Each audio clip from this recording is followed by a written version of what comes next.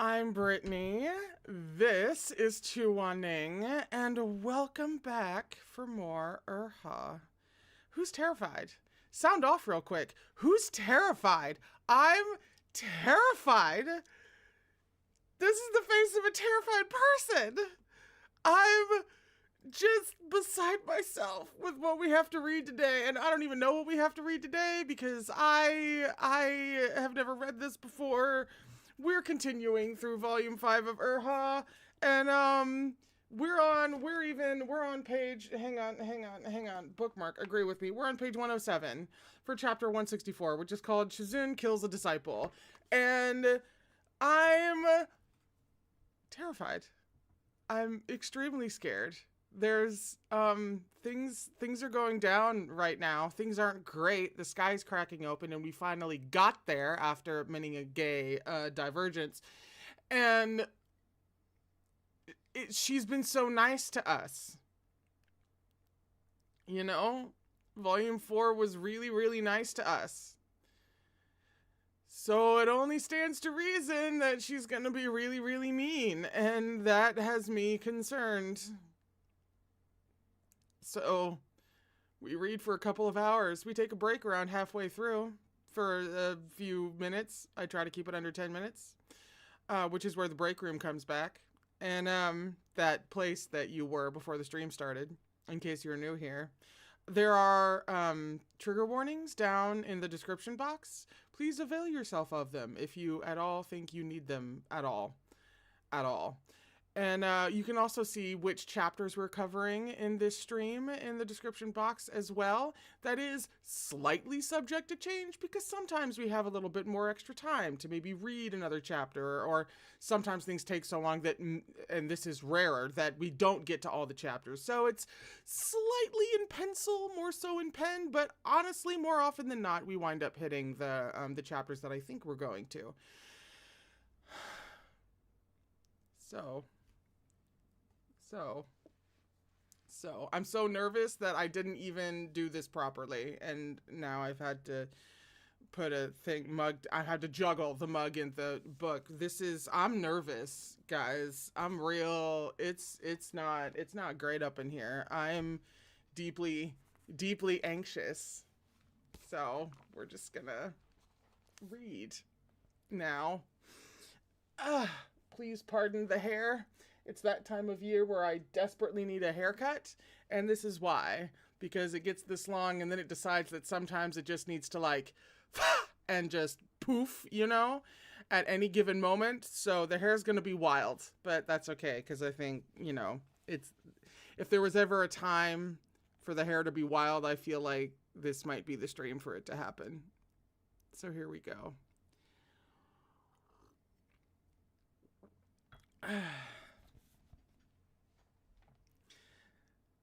As if in answer, out of the roiling lava stepped a giant skeletal foot with toenails wide as carriage wheels.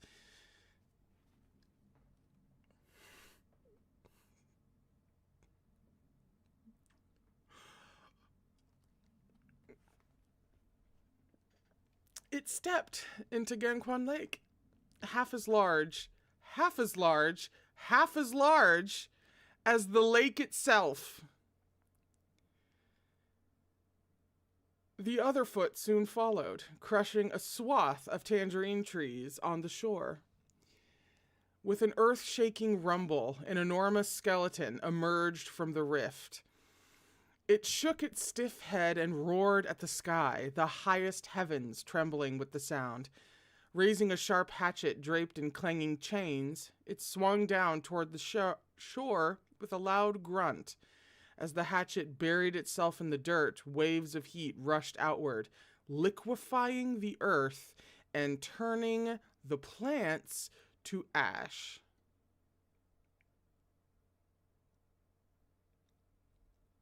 Just as the spot where Shui Meng stood looked like it would collapse under his feet, a blue light flared to life.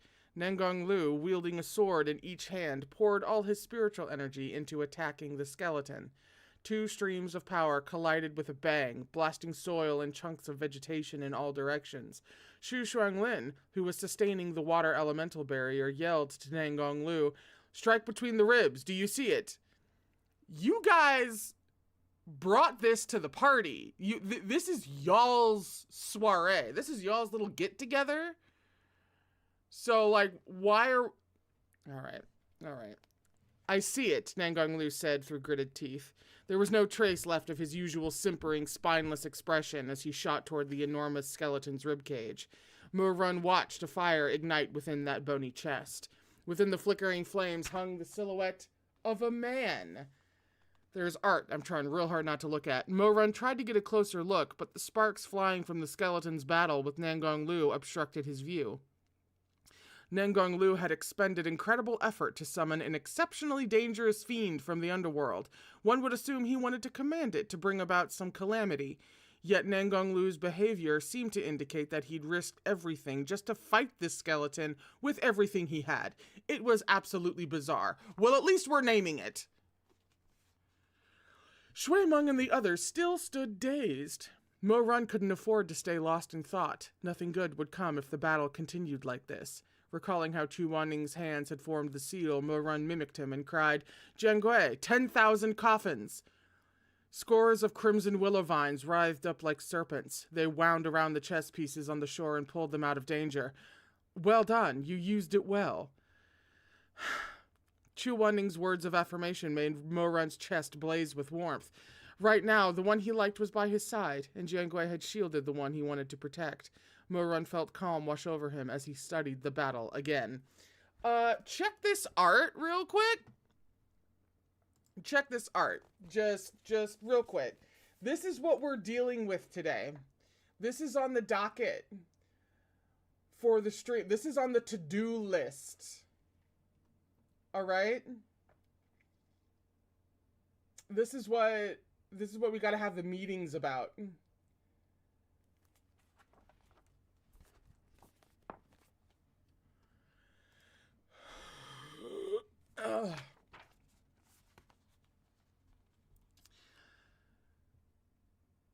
Nangonglu's attacks were shoddy, but his defensive and evasive techniques were top-notch. Perhaps Nangonglu had always favored this style of cultivation. It made sense that when Merlion had massacred Rufang sect in his previous life, this famous sect leader had scampered away faster than a rabbit. The giant skeleton's attacks were fearsome, but its size made it unwieldy and slow. It hadn't managed to so much as scratch Nangonglu.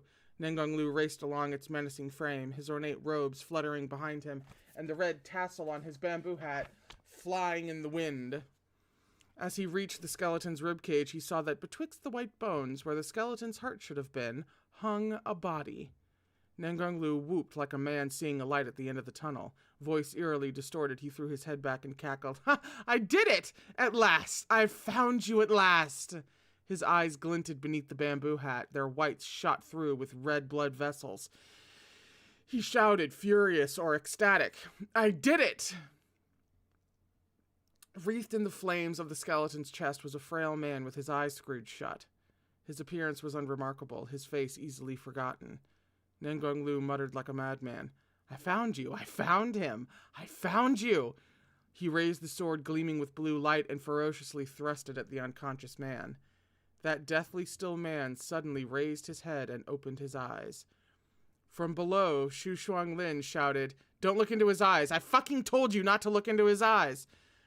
But Nangonglu was too close. He couldn't avoid the man's gaze. For a brief moment he stared into a pair of bestial eyes, wide and round with scarlet pupils, streaming tears of blood, and immediately his body felt like it was being torn apart. Screaming, he lost his footing and plunged to the ground far below. If not for Shuang Lin creating a barrier to catch him, he would have crushed every bone in his body. Shuang Lin rushed over and stamped barefoot in fury. "Why did you look? Didn't I tell you that you'd feel all the torment his souls have endured if you did that? Didn't I tell you? Didn't I drop a reminder into your inbox that specifically said you would feel all the torment his souls have endured if you look him in the eye? Did you not get the memo? We had meetings. We had discussions. I CC'd you in on all of the intel. Bruh."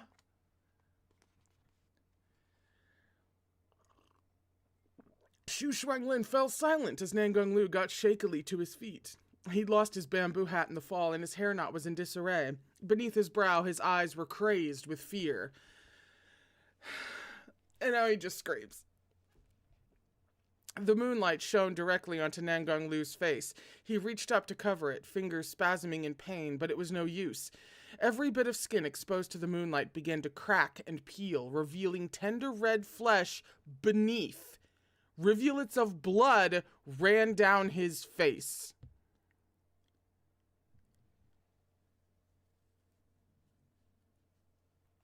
Okay. I'm just making sure that, I'm all properly oriented in the frame. I have the mic where it needs to be in order to communicate this to you. Get my face out of here. Okay. Mo-Run and Chuaning gaped as they watched from afar. What was wrong with Nangonglu? Could it be the effects of the moonlight? I mean, if that were true, we'd all be getting facials. Shuang Lin removed his outer robe, fabric flapping in the wind, and tossed it over Nangonglu's head. He stood in the winter night, clad merely in his white inner robe, seemingly unaffected by the cold. His collar had fallen slightly open, his sturdy chest rising and falling beneath. I mean, did we need the... I'm not arguing, but did we needed it? Okay. At the sight of Nangonglu trembling on the ground, Shuang Lin's temper flared. He aimed a barefoot kick at Nangonglu's head, casting off any pretense of respect. What are you sitting there for? Get up! If you can't kill him, even with all of the spiritual energy we've assembled, forget about getting better. Getting better. Getting better. Did this man... Are we all here for this dude to get better from something?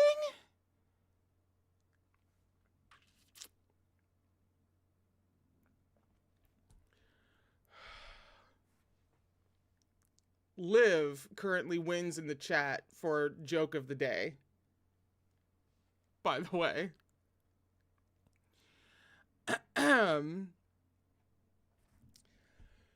Against all expectations, the cowardly, good-for-nothing Nangonglu started crying as he sat on the frozen ground, dripping snot and tears. It hurts so much. I'd rather die. I'd seriously rather die than live like this. There's blood all over my face and my hands. I can't stand it anymore.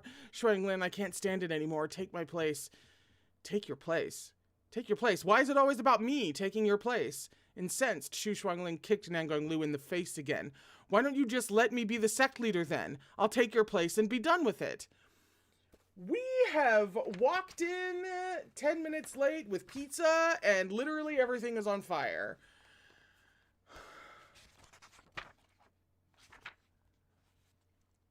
You think I don't want to? Nangonglu wailed as he toppled from the force of the kick. You think I don't want to? I've long been sick of this. The curse Lo Fenghua laid on me has ruined my life. He wants me to die in this position. So go on. There's nothing I want more than for someone to replace me. If only I could take this damn ring off my hand. Lo Fenghua? Mo-Run asked in a low voice. This name sounds familiar, like I've heard it somewhere before. He was Rufang sect's leader before Nangonglu. Chuaning furrowed his brow as they eavesdropped on the conversation. He only held the position for 2 years before he died of some grave illness. Is the position cursed somehow?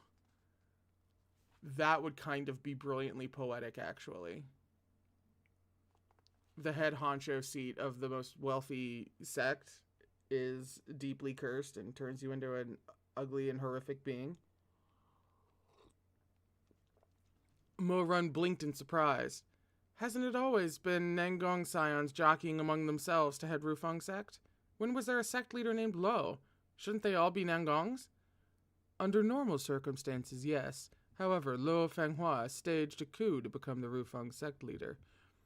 At this, Mo-Run suddenly remembered seeing the name in a book about the history of Rufang sect he'd read long ago, though not much had been written about him.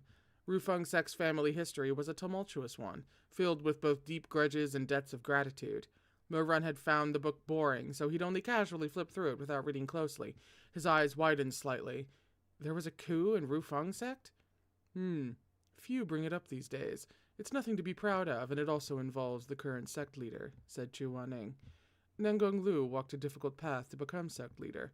His father suffered a chi deviation and passed when he was little. He declared Nangonglu his successor before he died, but Nangonglu had a younger brother with outstanding spiritual ability who thought very highly of himself. His brother refused to accept their father's edict. On the night their father died, this brother seized the ring of Rufang sect's leader and usurped Nangonglu's place. But if the one who seized power was his brother, shouldn't his name be Nangong, not Lo?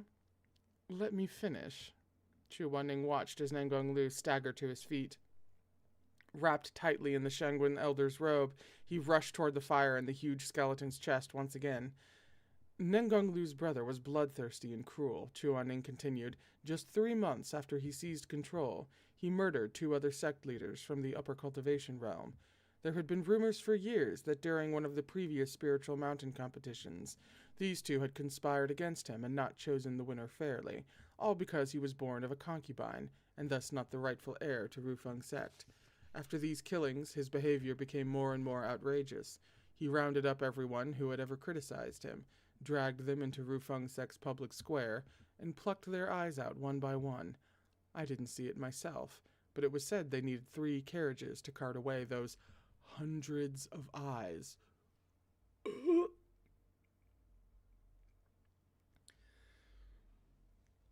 Mo Run shuddered inwardly, but remained silent. A normal person might have sworn in anger, but what right did he have to do so? Well, yeah. The present Chuaning hadn't the faintest clue what Mo Run had done in his past lifetime. Mo Run had slaughtered nearly everyone in Rufang sect's 72 cities on account of a personal grievance. He had used Ling Chi fruit to torment one of the city lords, keeping him on the brink of death for an entire year before finally allowing him to die. Mo Run had made a point to avoid coming face to face with that particular city lord during this trip to Rufang sect. The enmity between them ran too deep. He was afraid that if he saw the man, he would do something crazy again. Even now, his nature was vicious. What right did he have to curse the bloodthirsty actions of another? I mean, we do love some self-awareness. As they talked, Nangonglu was making his way up to the enormous skeleton's heart again, speeding toward the flames with sword drawn. The closer he got, the brighter the cold light glinted from the blade in his hand. Lo Fenghua was the shizun of Nangonglu's younger brother. He couldn't tolerate his cruelty. He and Nangonglu planned the coup together, Chuaning explained. The 2 of them gathered troops and smoothly deposed the younger brother in a single night. But as Lo Fenghua held the sect leader's ring in his hand, he was tempted by the prospect of power. He didn't hand the ring over to Nangonglu. Mo Run stared in astonishment. He put it on himself? That's right, said Chuaning. The tokens of every sect leader are enchanted with strong spells that will recognize their master. Rufang sect's ring thus belongs to whomever wears it. Unless the sect changes hands, only death can undo this spell. So, did Lo Fenghua die after 2 years in power because Nangonglu retook the position of sect leader? Chuaning shook his head. Rufang sect's official records state that Lo Fenghua died of an illness, and that Nangonglu retrieved the sect leader's ring after his death. But who can say for sure whether it's true? Seeing as Nangonglu has gone to all this trouble to summon and fight this monster, yelling about a curse, whatever happened back then was probably nothing so simple. Mo Run agreed, but he still had a question. What about the younger brother? What happened to Nangonglu's brother after he was deposed? He died, Chuaning said. The night of the coup, Lo Fenghua sought to eliminate disloyalty from his sect. He killed his disciple with his own 2 hands. Reportedly, he hacked him into so many pieces that the younger brother was practically mincemeat.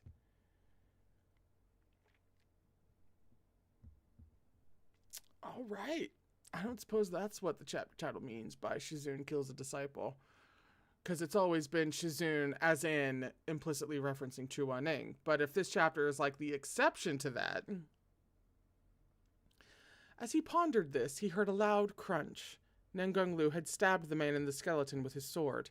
The giant skull opened its jaw and let out a mournful howl, its jagged white feet stomping pit after pit into the ground. It uprooted a copse of tangerine trees with one angry swipe of its hand, dislodging golden fruit, which it promptly trampled. As the scent of coppery blood and sweet citrus mingled on the breeze, the enormous skeleton stopped in its tracks and fell abruptly to its knees, sending lava everywhere. Its white bones disintegrated into fine powder, scattering like ash on the wind. Nangonglu pulled his sword from the man hanging in the skeleton and seized his body. "I found you! I'm free! The curse is lifted!" he screamed ecstatically, then cackled in triumph. Righting his sword, Nangonglu landed back on the ground just as the crowd of cultivators from Poetry Hall, having finally realized that something was amiss, reached the shores of Ganquan Lake. The instant Guyue's sect leader, Zheng Shi, saw the surging lava, a look of astonishment overtook his handsome, imperious face. The infinite hells? He brushed his sleeves back and raised his hands. A layer of water elemental spirit dust drifted down onto the cultivators crowding behind him. Hang on. Not that I think it's him. It's just interesting that Zheng Shi, a layer of water elemental spirit dust. Does that mean that he's also... He would make the second person we've encountered have a water elemental core, right? Unless I'm making that up. And I really don't think this is either here nor there necessarily, but, you know, I'm on the lookout for water bitches. So every sect had its own defense techniques. While most favored berries, Guyue's, spirit dust, was no less effective against the roiling lava. Hang on.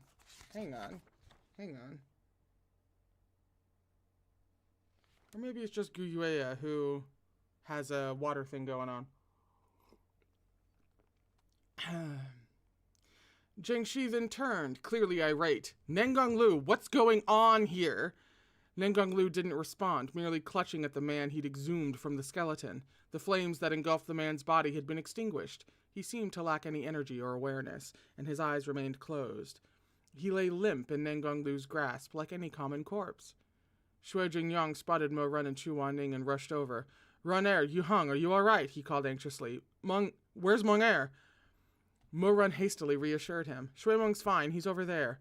Shui Jingyang looked where Mo Run pointed and found Shui Meng ensnared by a massive vine, with only his pale face visible. Blanching, Shui Jingyang began to stagger toward Shui Meng, but Mo Run pulled him back. "Uncle, he's just unconscious for now. He'll be fine. The vine will keep him safe. You don't need to go to him. Stay here with us." "What's going on?" Shui Jingyang fretted. "On our way here we saw vicious ghosts descending to earth, and Nangong Jiangmen..." He looked back as he spoke and saw Nangonglu surrounded by infernal lava, clutching that lifeless body. Shui Jingyang fell immediately silent. He felt that something wasn't right. Why did that body look familiar? He thought he'd seen this man's face before, long ago. It was an ordinary face, one easily lost to the passage of time. Even after racking his brain, Shui Jingyang couldn't place him, but he felt that something was wrong. Everything about this was wrong somehow.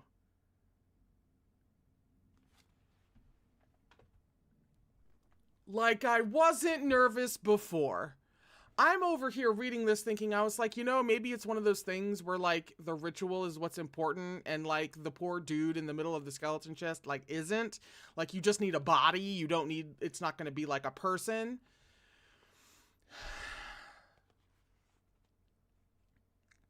Nangonglu suddenly lifted his face. His features were drowned in blood, his mouth split in a horrible grin.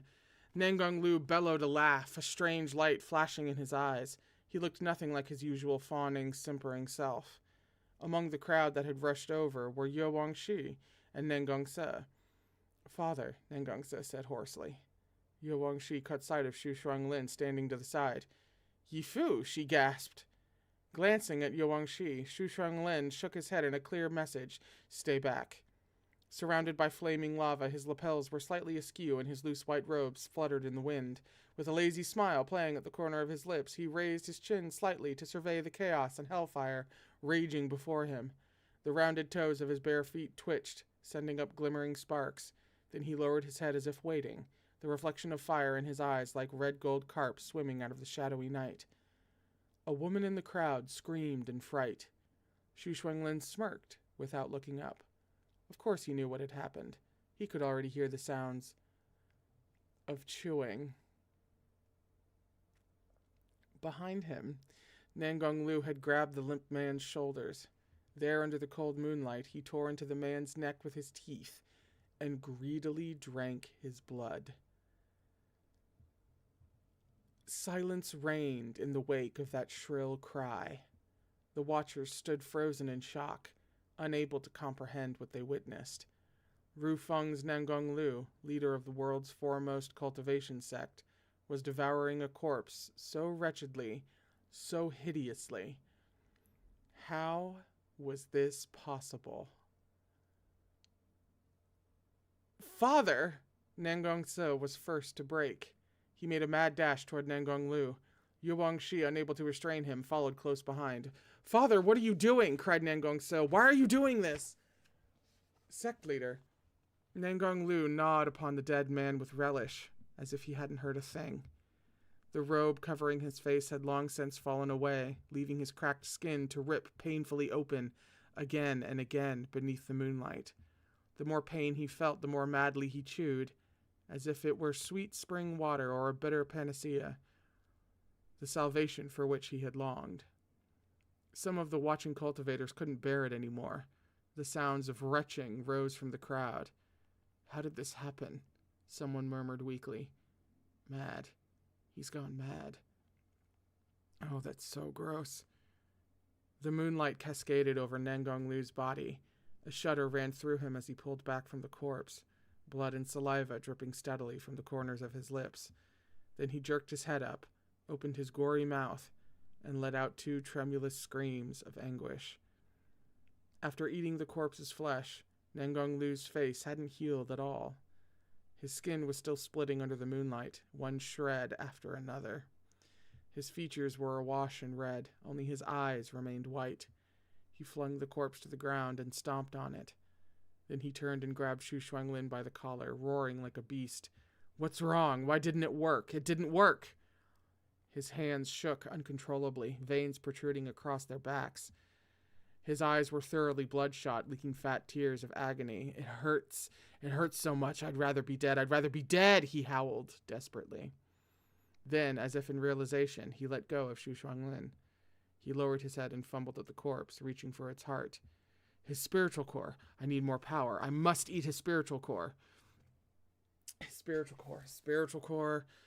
Manic, he plunged his hand into the hole his sword had opened in the man's chest and groped frantically, hands slicked with blood. Without warning, a sharp claw stabbed Nangonglu from behind, piercing him right through the chest. Blood spurted like a fountain. Nangonglu gaped soundlessly, as if he hadn't yet realized what had happened, hadn't felt any pain. He blankly turned his head. His bloodshot eyes opened wide as he saw Shuang Lin looking up, a small smile on his unmarred, relaxed face. Why are you eating that? Anything you eat will be wasted on someone like you.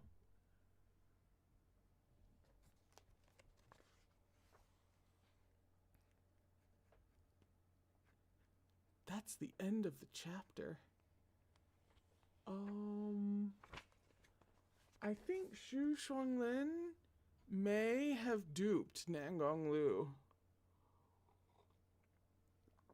I think there was a little bit of a bait and switch happening. We're on... Oh, no. We're on page 121 for chapter 165, called Shizun, It's Him. This could either be in reference to, like, oh, it's Shuang Lin. He's the one who's really pulling the strings here. Nangonglu, still a piece of shit, very obviously. But Shuang Lin is the one who's, it's him, it's that guy. But on the other hand, dude in the skeleton's chest was recognized by Shui Zhengyang. And then, but we're also wondering who is, you know, the fake Go Chen, who is the other reborn. There are a lot of hymns, all right? There are a lot of potential hymns, not just fucking Shuang Lin's bullshit. And that's exactly the kind of bullshit. I just spilled tea on myself again. I don't like her. That's exactly the kind of bullshit that somebody clever like Meat Bun would pull. Because she's so shifty bitch about her chapter titles, right? That she could very easily lead us astray with being like, Shizun, it's him. Shuang Lin has just been revealed. And then the actual chapter be like, oh, actually. I mean, that's exactly the kind of shit I would do, but we're not talking about me.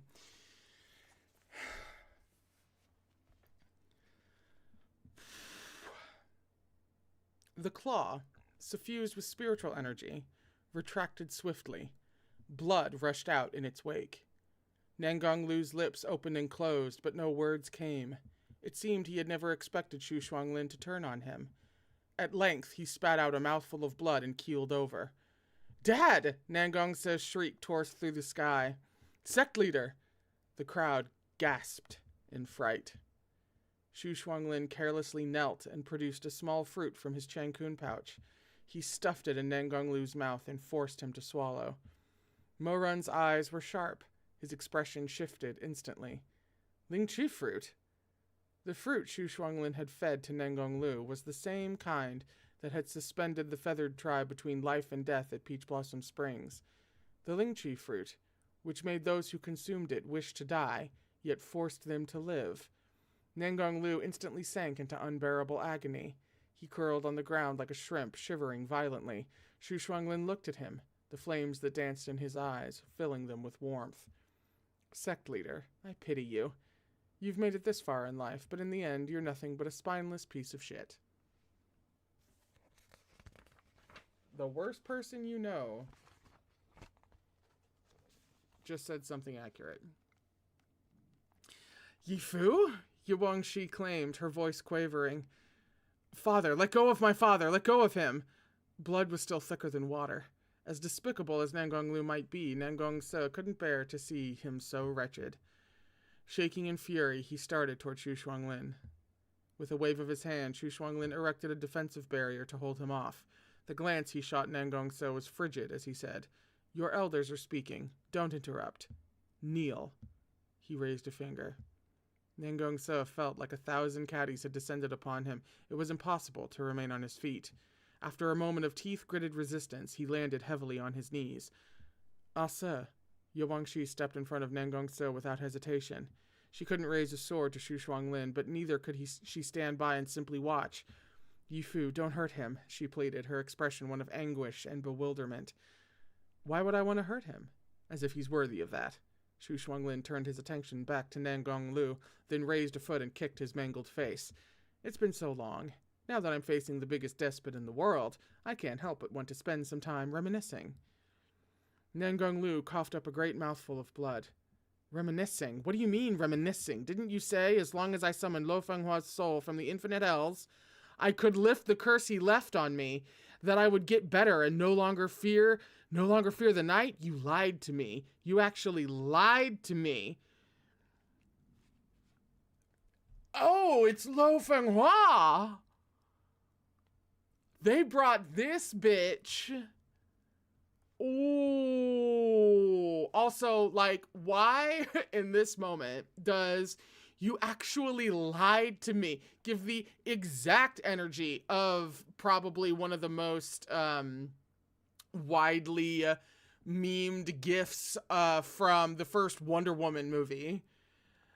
If you know what I mean, you know how right I am. If you know the gif, you should look up the Wonder Woman gif of, wait, you lied? You should, because that's perfect embodiment of this moment. Like literally almost literally word for word. The younger cultivators in the crowd didn't know what to make of these words, but those of Shui Zhengyang's generation looked stricken. Shui Zhengyang glanced over at the youthful corpse. Lo Fenghua. It's Lo Fenghua. The corpse on the ground was indeed that former teacher of the Nangong brothers, the short-lived sect usurper, Rufang sect's only ruler of a different surname, Lo Fenghua. Such a wonderful imagination you've got, said Shuang Lin with a grin. Lift the curse. Back then you killed him with your own hands, and right now you've drunk his blood and eaten his flesh. After acting so barbarically, you still think you can lift the curse? How naive. Why shouldn't I drink his blood or eat his flesh?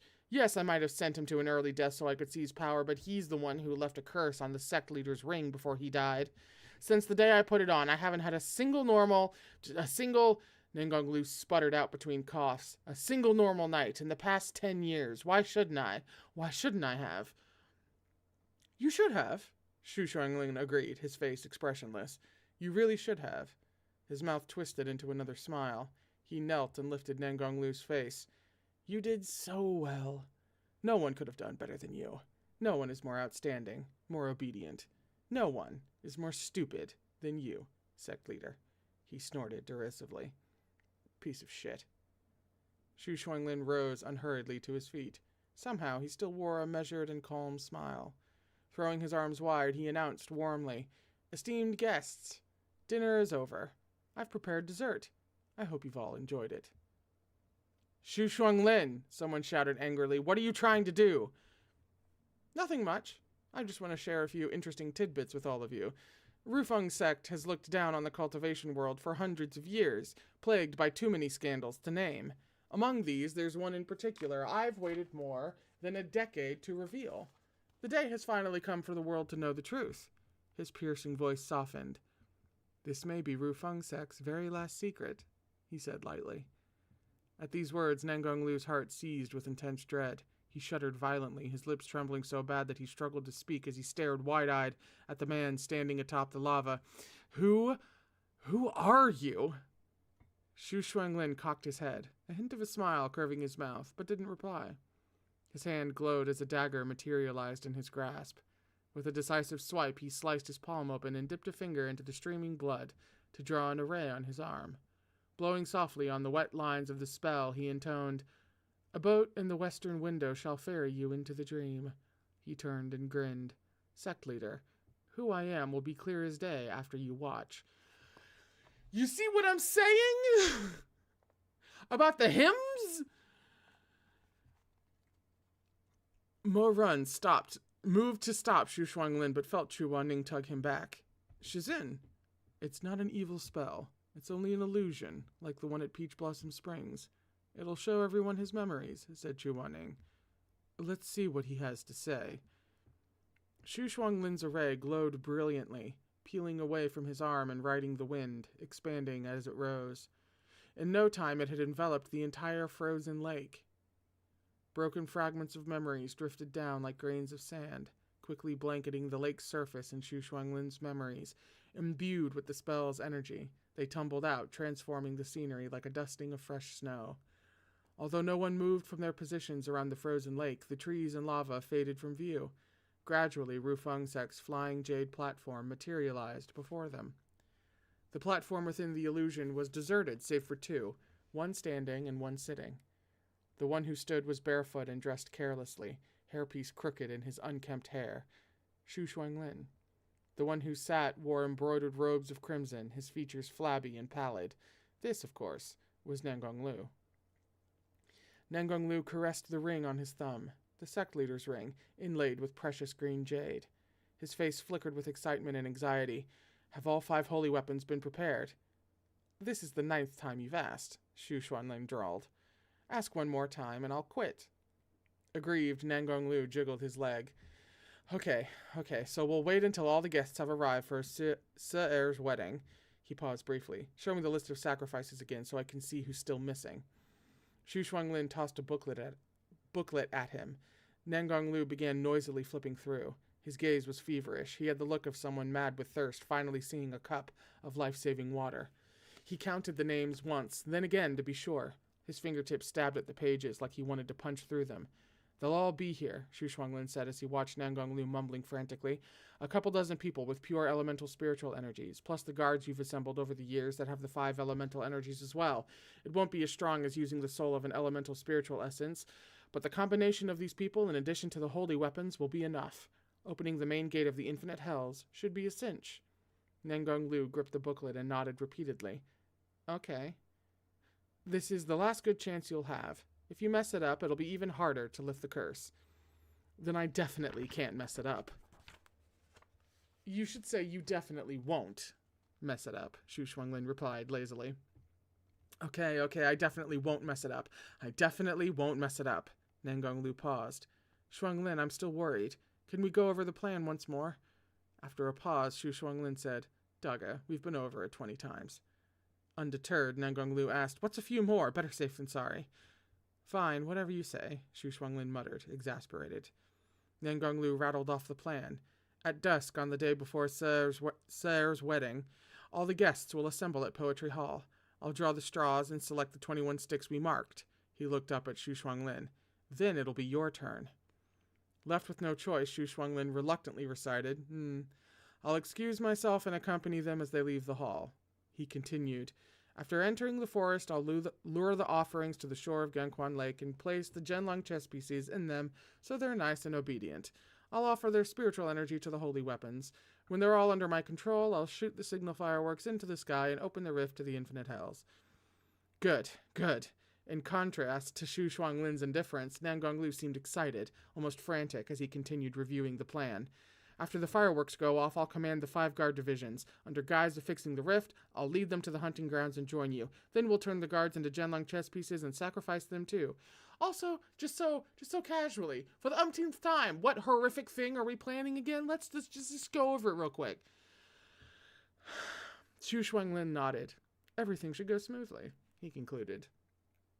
Everything must go smoothly. Nangonglu seized the ring on his hand. His complexion tinged green. I've had enough, he mumbled for a while, then suddenly looked up. Shuang Lin, are you sure we really don't have to use the soul of an elemental spiritual essence? What if the power of the holy weapons isn't pure enough? Don't worry. Those 5 weapons are the best of the best. Their power can move mountains. Once they absorb the spiritual energy from the offerings, there's no doubt they'll get the job done. But what if we can't open the main gate to the infinite hells? What if it's like Butterfly Town and someone stops us? That Chuaning, Nangonglu spat. Curse that Yuhung of the night sky, Beidou immortal, always sticking his nose in other people's business. We got lucky at Butterfly Town and killed him by a fluke. A huge stroke of luck, but who would have thought that old bald donkey Huizui would bring him back to life? Despicable. I mean, we knew, but like, to hear it. As he listened, Mo Run's heart roiled with fury. During the calamity at Butterfly Town, Rufang sect had dispatched many of their own cultivators to quell the chaos. More than 100 Rufang sect disciples had died in that battle. These 2 men knew this as well. But which was the fake Gochen? Was it Nangonglu or Shuang Lin? I just don't think it's either, really. I mean, between them, it would the vibe is it would definitely be Shuang Lin, and he's just like, I don't know, posing as someone, or has like made his face look different or something. But really, I don't think it's either of them. I think that's going to be the bitch of the situation. Chuaning's life should not be cut short, said Shuang Lin in the illusion. He's a man of extraordinary ability. It would be a pity if he died so pointlessly.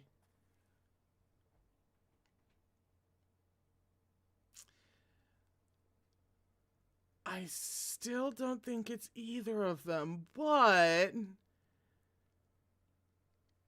between the 2 of them, yeah, if anyone's the fake Gochen, then obviously with a line like that, which could apply to multiple different suspects of who is the fake Gochen,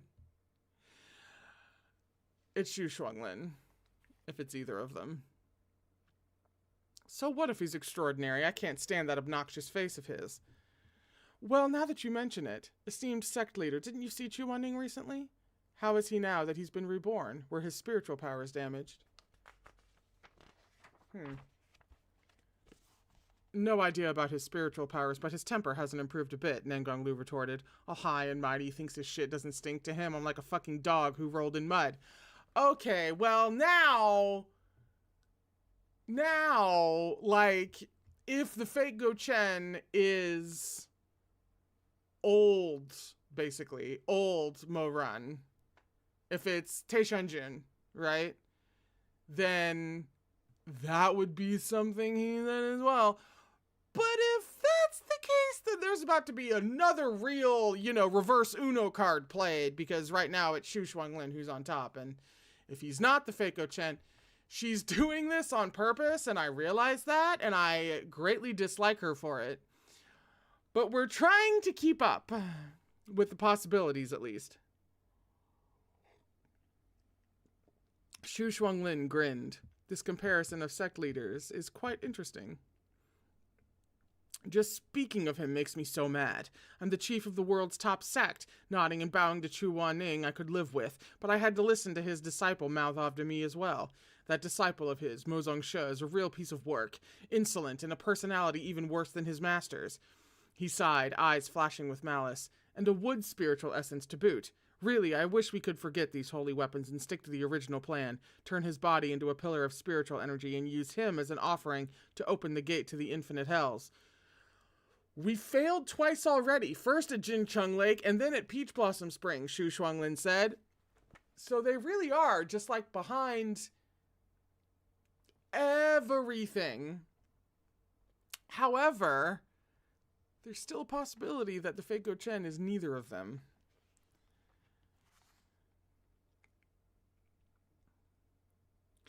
Then he went off on his own for 5 years and it was hard to track him. The one time we managed to lure him in, we got the Yellow River Mackerel Demon to take a piece out of him, but he is blessed with some stellar luck. Who would have thought Zheng Shi would pass by in time to save him? Now Mo Run's grown into his prime. He's not some stripling kid. We can't touch him. Using an elemental spiritual essence is a dead end. You just wait, Nangonglu fumed. Once I throw off this curse, I'll be much stronger. Then whether it's Chuzongsha or Mozongsha, they'll all have to kneel and do as I say.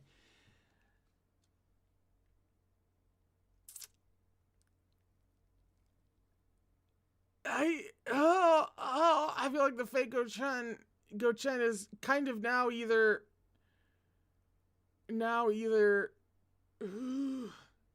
Taishanjun or Shimei. Or honestly, like Shuang Lin is like original timeline Shimei somehow, or just Shimei somehow.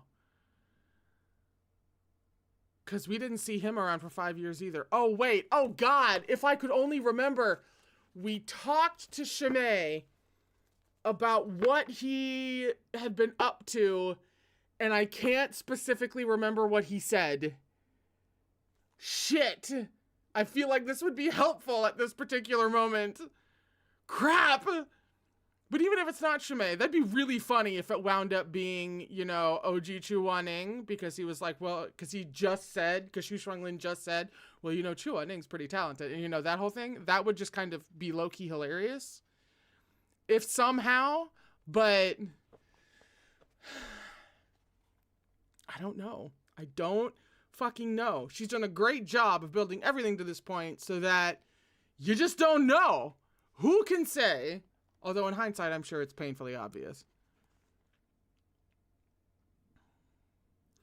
Shuang Lin only smiled without responding. Nangonglu stewed in his frustration for a while before gradually calming himself. He sighed. Then, staring at the ring on his hand, he suddenly spoke up again. Shuang Lin, when you gave up looking for spiritual essences 5 years ago, it wasn't just because Mo Run came down from the mountains to travel, and you lost track of him, right? Once again, Shuang Lin said nothing. Nangonglu slowly lifted his gaze. Wasn't it also because you discovered that the earth elemental spiritual essence was Yuangshi? You couldn't bear to give up your foster daughter. The girl's the only family you have left in the world. Oh shit. I have no family. Shuang Lin cut him off, expressionless. Besides, sect leader, you know full well that the fire spiritual essence is your own son. Even if I could give up Yuangshi, could the sect leader sacrifice Saer? Forget it, Nangonglu waved his hand fretfully. Since holy weapons can do the job, why harp on it? Let's stop talking about this. And what if holy weapons couldn't do the job? Nangonglu froze. What do you mean? Didn't you just say there would be no problems?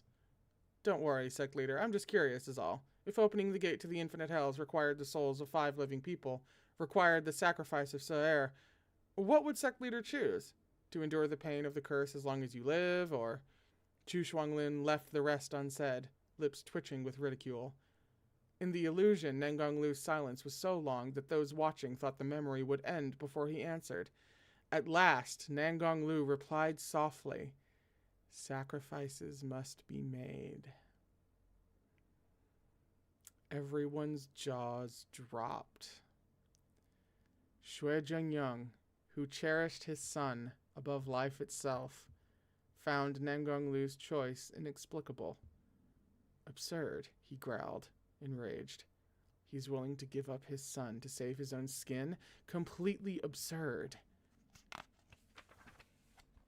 Nangong Si stood, stiff as a board, his expression vaguely bewildered, his eyes vacant. The scene faded to black. The glittering shards of memory tinkled as they swirled, melodious as wind chimes. Another illusion lit the sky. Before their eyes, mighty clouds encircled a great snow-capped mountain, its peak dazzling in the sunlight.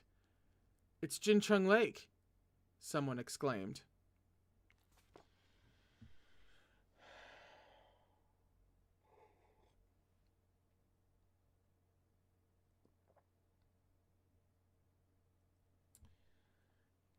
That's the end of the chapter. You know, I feel like this is going to be... Yeah, we're gonna take the break now, because I feel like this is gonna be the closest we get to a breathing point. Let us all take a minute to absorb the bullshit that is happening. Either it is about to be revealed who the fake Go Chen is, and I have just gone so far beyond the pale that I've looped back around to just disbelief and non-reaction, or we're going to find out a lot of shit, but not who the fake Go Chen is, which is what I think is going to happen. But we'll find out, I guess. We're on page 131 for chapter 166, which is called Shizin's Esteemed Madam Wrong. Huh. All right. We'll be back in just a few minutes. I try to keep it to 10 or under. And just go do something chill. Go breathe for a second. And when we come back, we'll find out some more things, I imagine.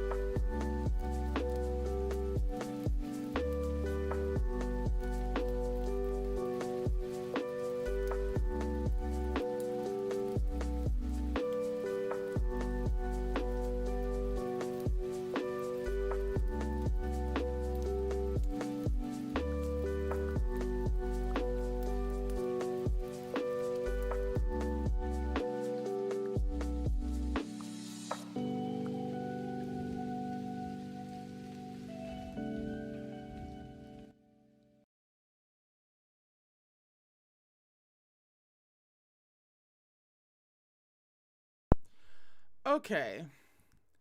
We've returned. Very quickly, actually, it occurs to me that the Gaywatch break room, as beautiful and lovely as it is, and I'm quite enamored with it, not gonna lie. It's just so pretty. It occurs to me, though, that sometimes, especially given what we're reading now, it might be a little bit of a tonal whiplash to go from something like Erha to just a nice little pleasant, pastel queer room. Do we want like a darker, just as gay, but do we want like a darker color scheme type thing to go with the darker stories that we read? Or is this like a nice little haven away from all of the dark, heinous shit? Tonal shift that's a little abrupt, or sanctuary?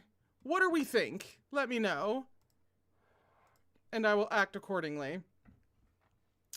Palette cleanser, nice. Yeah, relaxy space. Alrighty then. Awesome. Just making sure, because I didn't want it to be kind of inadvertently hilarious and step on Erha's toes with nice, bright, lovely, pastel queer stuff. But if it's the safe space we all need while we're going through this, then far be it from me to mess with that. So, we are on page 131, chapter 166, called Shizun's Esteemed Madam Wrong, which I still don't know. I need to stop babbling. We're just gonna read. The inscription on the stone beside Jincheng Lake read, "The path forward is difficult," in stark scarlet script. As before, Nangonglu and Shuang Lin were the only living people on the scene. Now, however, the ground was littered with the bodies of countless dead. More specifically, countless dead merfolk. Hurry and seal the path. We don't want other cultivators coming up the mountain. They'll have questions. I'm almost done. Shuang Lin pushed a black chess piece between the lips of a limp merman and mouthed the words of a spell. The merman rose unsteadily from the ground, bowed respectfully, then leapt back into the ice-studded Jincheng Lake with a splash. I'm not yet proficient with this forbidden technique, said Shuang Lin. Once I get the hang of it, I won't have to feed them chess pieces individually. I'll be able to point at them from afar, and they'll do whatever I say. It's that powerful? Why would it be forbidden otherwise? In fact, even that kind of control is only scratching the surface. I've seen someone. Shuang Lin paused and chuckled. I mean, I've read about someone who could control people while preserving their awareness, making them obey his orders of their own volition. Now that's true power.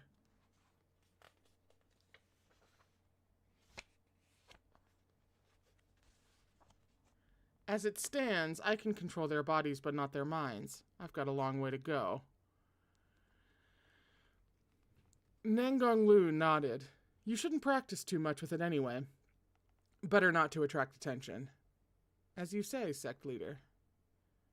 Thank heavens you thought of this technique, though. If I'm to lift the curse, I'll need to open the gate to the infinite hells, and to do that, I'll require all 5 elemental spiritual essences: metal, wood, water, fire, and earth.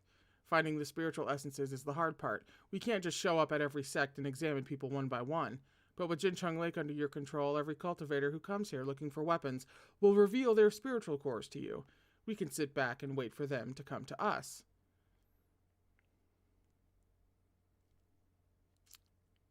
Maybe Shuang Lin is the fake Gochen. Nangonglu retrieved a tangerine from the saddlebag of the horse next to him. He peeled it and began to eat, heaving a sigh of admiration. Shuang Lin, all those mythical beings in Jincheng Lake didn't stand a chance against you. You're brilliant. Jincheng Lake is a relic of the past, Shuang Lin replied with a small smile. After millions of years, the power of Gochen the Exalted has dissipated to almost nothing. That's the only reason someone like me can manage all this. Sect leaders' praise is undeserved. Yeah, it was becoming very apparent very quickly as to what. Okay. All right. All right. So then, who the fuck is Shuang Lin? Becomes the question. Nangonglu laughed out loud. Go on, tell me. What do you want as a reward? There isn't really anything I want. Nah, that won't do. You have to name something. Then how about sect leader gives me half a tangerine? Laughing again, Nangonglu blinked. That's it? But he peeled another tangerine and held it out to Shuang Lin. Have the whole thing. Just half is enough, Shuang Lin smiled blandly. I don't want much. You know, you're a pretty strange guy. But sure, if you say so, here's half.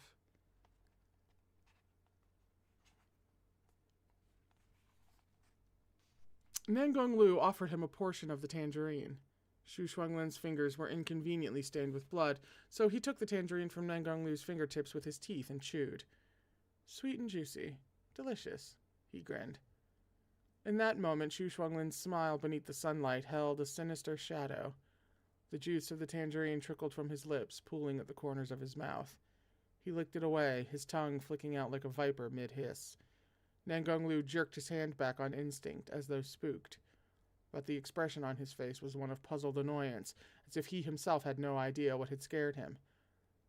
Look at that, Shuang Lin said abruptly. What? Nangonglu tore his gaze away from Shuang Lin's face to look. His eyes flew wide. A complicated expression surfaced on his pudgy features. It's that creature. The Merlion piranha, Shuang Lin hauled the dead thing over, tossing the corpse upon the rocky shore to examine it carefully. The monster had the body of a fish and the head of a lion, its bloody fangs bared in a pained grimace, and its lifeless, dull black eyes bulging in distress. Shuang Lin dipped his finger into the blood on the piranha's body. He gave it a whiff, and his bare toes curled subconsciously as he frowned. Ugh, that's vile. He straightened and kicked the piranha away. This should be quite an uncommon creature in Jincheng Lake. It's said that Go Chen left behind only auspicious creatures like dragons to guard the weapons in the lake. But the passage of time has wrought many changes upon them. I just totally scraped the microphone. Even devils can ascend and gods can fall, to say nothing of this humble creature. Nangonglu muttered. Back then, this was the one that made me offer up Rongyan's heart.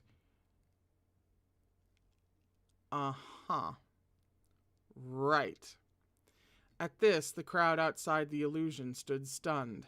Other than Chuaning, who already knew the truth, all were shaken by this revelation. What? Rongyan, but that's...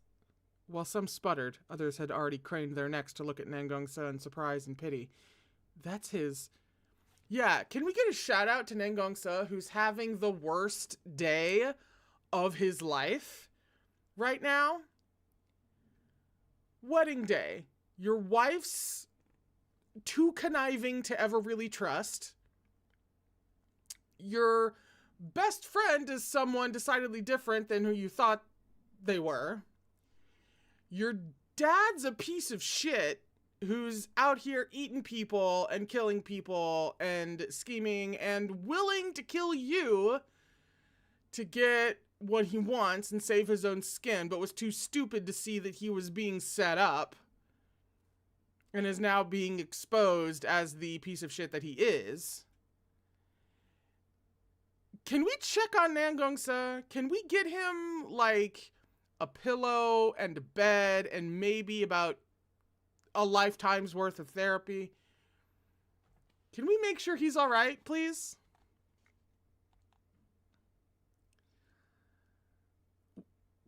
After Nangong Si's initial astonishment, he began trembling from head to toe. Staggering backward, he crumpled to his knees. His face was ashen, his expression ghastly to behold. Mom? No way, no way. Asa, Yuang Shi tearfully murmured. No way! Nangong Si's eyes were wild, his handsome face twisted with fear and wrath, sorrow and shock, his features warping almost beyond recognition. He couldn't understand what anyone was saying. He couldn't hear anything at all. That's impossible. My mom died fighting evil spirits. Father told me she was fighting evil spirits when they pierced her heart and killed her. He shuddered all over and mumbled. Her heart was destroyed. They stabbed her in the heart, and she died. He didn't cry, but his eyes were round as saucers, bulging from their sockets. He hoarsely repeated those words over and over, first mumbling and muttering, then spitting and shouting, before breaking into feral howls. They stabbed her! They stabbed her in the heart! A memory flashed before his eyes. I take it back. Let's not check on Nangong Si.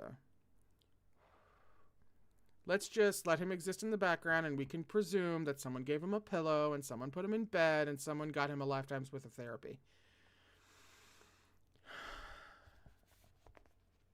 Nangong Si had been very young when his mother and father had set out with a group of Rufang cultivators to seek weapons from Jincheng Lake. His memory of the evening before they left was distinct. He'd played with Now Baijin in the forest behind the mountain until it was late. It was long after nightfall when he crept back to his room to pretend he'd been studying the whole time. Little did he know that his mother had stopped by after dinner to give him a cloth quiver she had embroidered. Discovering the young master's residence empty, she realized Nangong Si had snuck out to play. Rongyan had a naturally cold disposition. She never doted on Nangong Si like other mothers. When she returned to his quarters that night, Nangong Si was holding up a volume of Carefree Wandering, making a great show of reading it aloud. Rongyan stopped him and asked, "What did you do after dinner?" Unaware that Rongyan already knew he'd been slacking, Nangong Si set down the scroll, scratched his head, and said brightly, "Mother, I've been memorizing this book." "All this time?" The young Nangong Si was afraid of being punished. He stalled for a moment before nodding. "Uh-huh." Rongyan straightened her slender neck and set her jaw. When she looked at Nangong Si, her gaze was sharp and cold. "You're lying." Nangong Si jumped. "Am not," he replied, blushing furiously. Rongyan didn't waste words on the child. She rolled up the bamboo scroll and asked, "What comes before, if the whole world blamed him, he despaired not?" If the whole world praised him, he rejoiced not.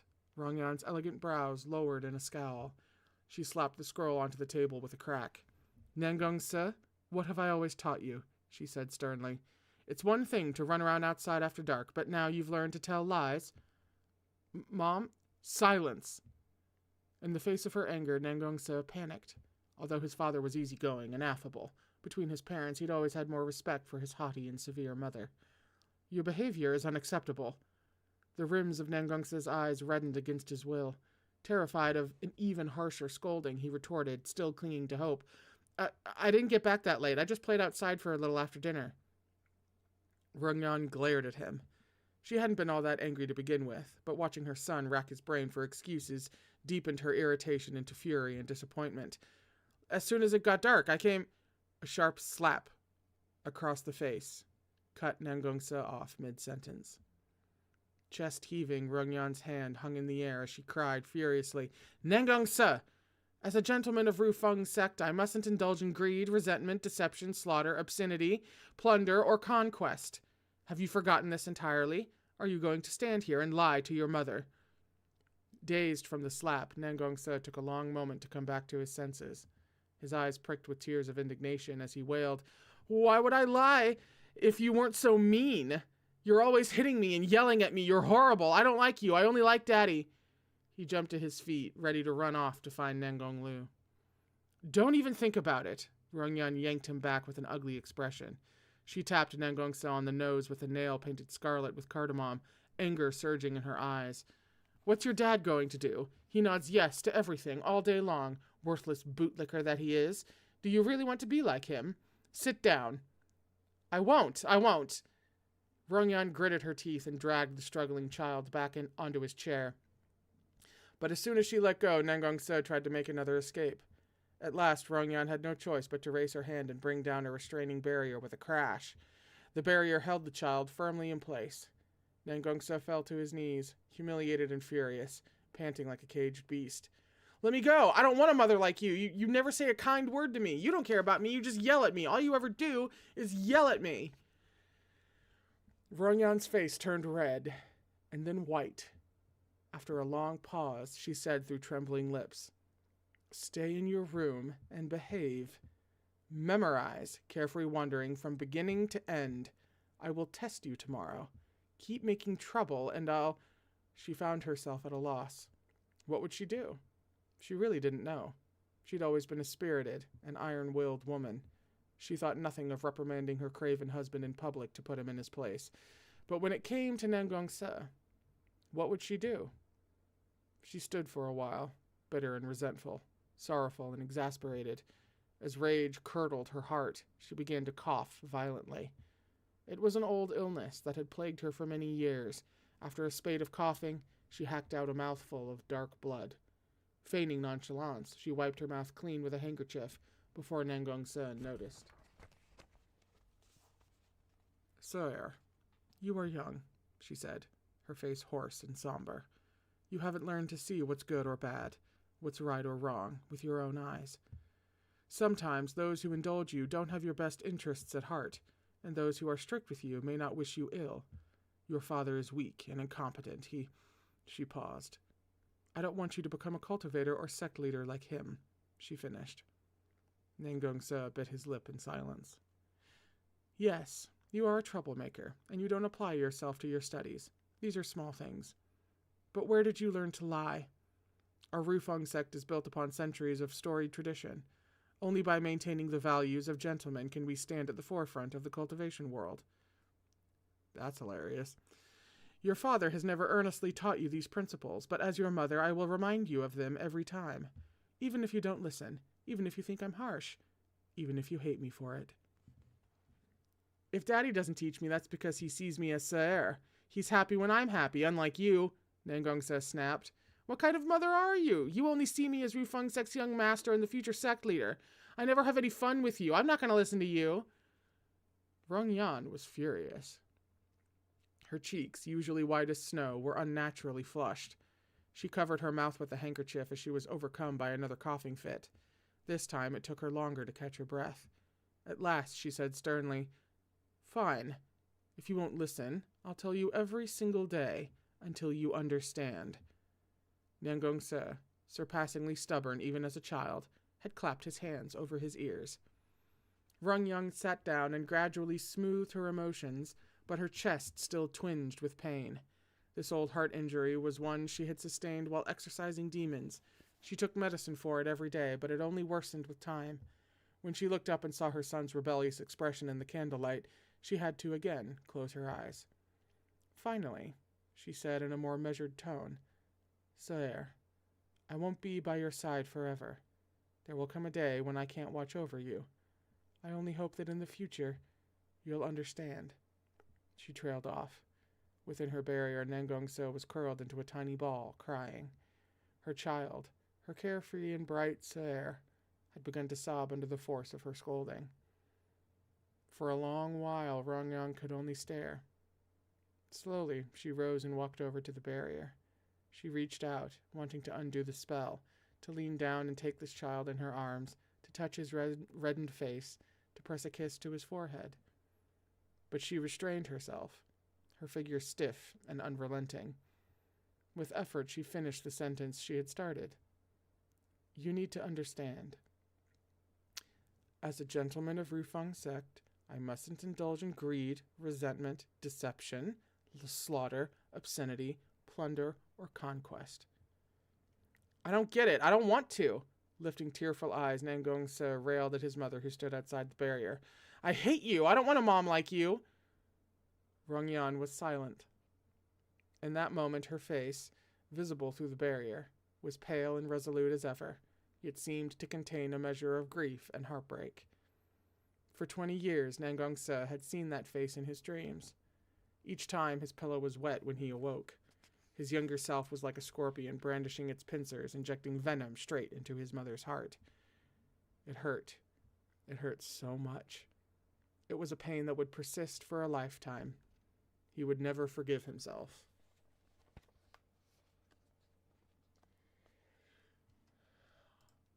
Art.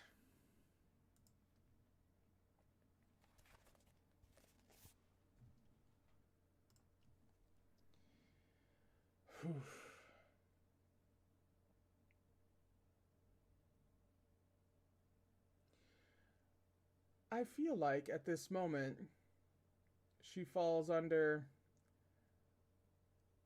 mother who wants the best, but goes about it poorly. And goes about it poorly in a way speaking to the time period she's living in.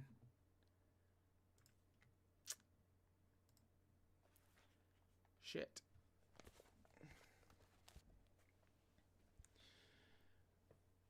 Three days later, Rong Yan still hadn't come to the residence to see Nangong Si. Instead, she asked her maid to deliver the quiver embroidered with camellia flowers, along with a letter. Even her writing was formal and solemn, unadorned with niceties. She said that she knew Sir had recently been learning martial arts and taken a liking to archery, so she'd embroidered a quiver for his use. She would be traveling to Jincheng Lake with his father. Upon her return, she still intended to review Carefree Wandering with him, and she hoped he wouldn't continue to stubbornly shirk his studies. And what had Nangong Si done? Angry and resentful, he had taken a knife and cut his mother's quiver into countless scraps. He had tossed his mother's letter into the fire and burned it to ash. He had ripped up the copy of Carefree Wandering on his table. As a young child, he had delighted in these daring acts of destruction. He lashed out at her. He hated her. He wanted her to know that he'd never ever listen to such a terrible mother. He would never bend to her will. He'd bared his venomous fangs and erected his walls.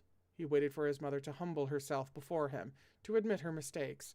Or, perhaps, back then, he'd summoned this pathetic burst of malevolence as a tool to trade for a single gentle word, a single warm embrace from his mother. So he waited. But he never received any of those things. An admission of wrongdoing or a hug, some show of remorse or gentleness, he would have accepted anything. He had stood his ground, quite self-satisfied, waiting to fight another round with that woman, only to receive instead her cold corpse.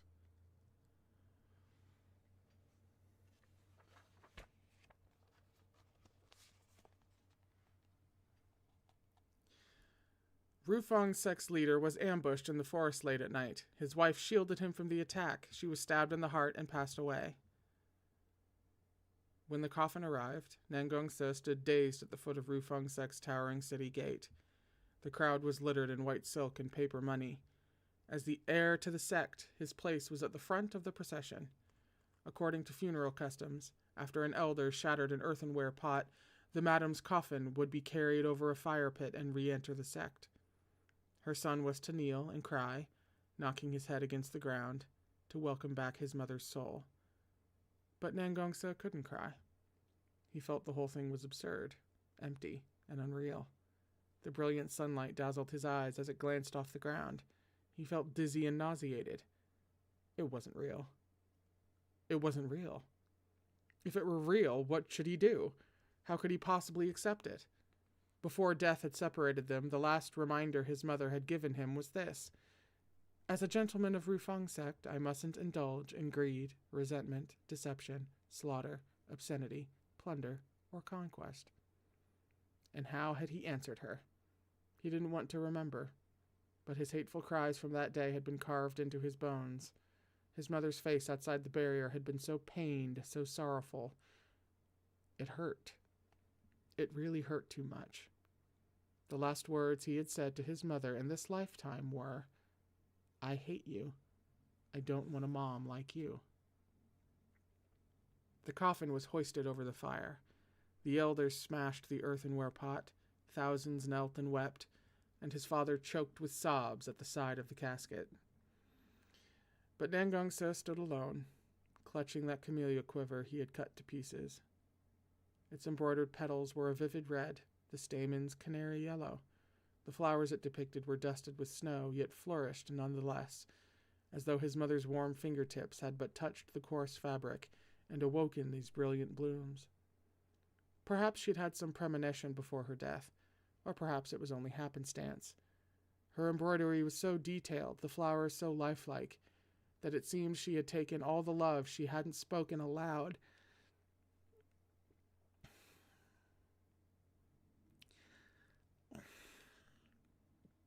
all her future lessons and advice,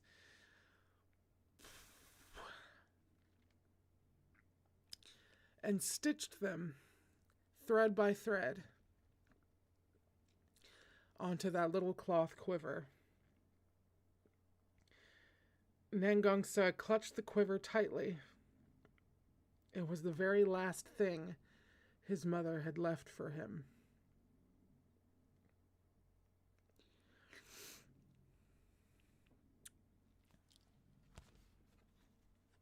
Well, that really came out of nowhere. That's the end of the chapter. One moment.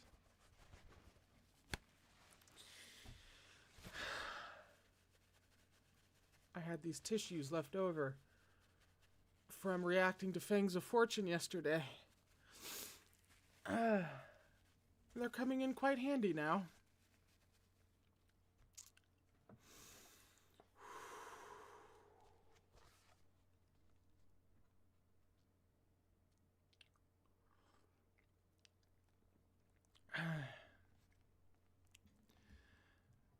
That was the end of the chapter. Did I say that?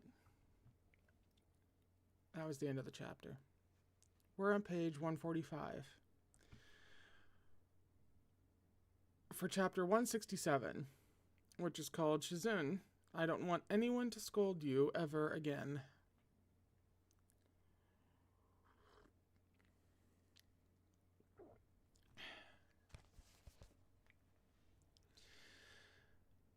But the illusion paid no heed to Nangong Si's anguish. It pressed on mercilessly, laying open one grisly truth from the past after another. On the shore of Jincheng Lake, Nangonglu crushed the face of the Merlion piranha beneath his heel. Scrutinizing it carefully, he pronounced, "Bastard." This bastard wanted Madame's spiritual core. Sect leader could have refused, said Shuang Lin, but sect leader still sold his wife off for a holy weapon.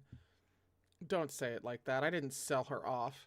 Rong Shujia was in poor health to begin with. Rainbow Isles, best doctors examined her. Even they said she didn't have long. I would never have sacrificed her to this monster had she been in good health. Oh, really, Mr. Sacrifices must be made. Shuang Lin raised his eyebrows a fraction, but said no more. Nangonglu stared at the Merlion piranha a while longer. His temper suddenly flared. Life is so unfair, he grumbled. A look of surprise crept over Shuang Lin's face, as if he hadn't expected someone blessed with both fame and fortune to have complaints about their fate. He let out a snort of laughter. What? I said life is unfair. Shuang Lin didn't respond. When others get holy weapons... Ugh. A tear was clinging to my frickin' eye, and this is all her fucking fault. When others get holy weapons, Nangonglu continued, the lake creatures ask for a flowering branch or a song. Why is it that I summoned a monster that wanted my wife dead? What could I have done? What choice did I have? He looked deeply resentful. You saw it yourself back then. Our retinue held their tongues, but the Zongsha rebuked me. That Chuaning, a fucking 15-year-old kid, yet he dared disrespect me like that, giving me an earful about morals and integrity. Empty words. If he had to choose between a dying wife and an unsurpassed holy weapon, I refuse to believe he would choose the former. Ha! Well! Funny thing about that...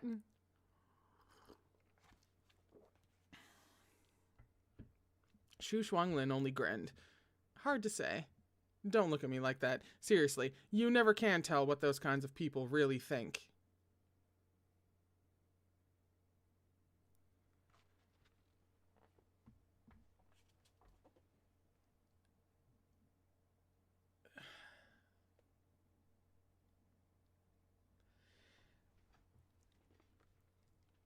If it's Taishanjun, I'm gonna apologize to Shimei, and then I'm gonna...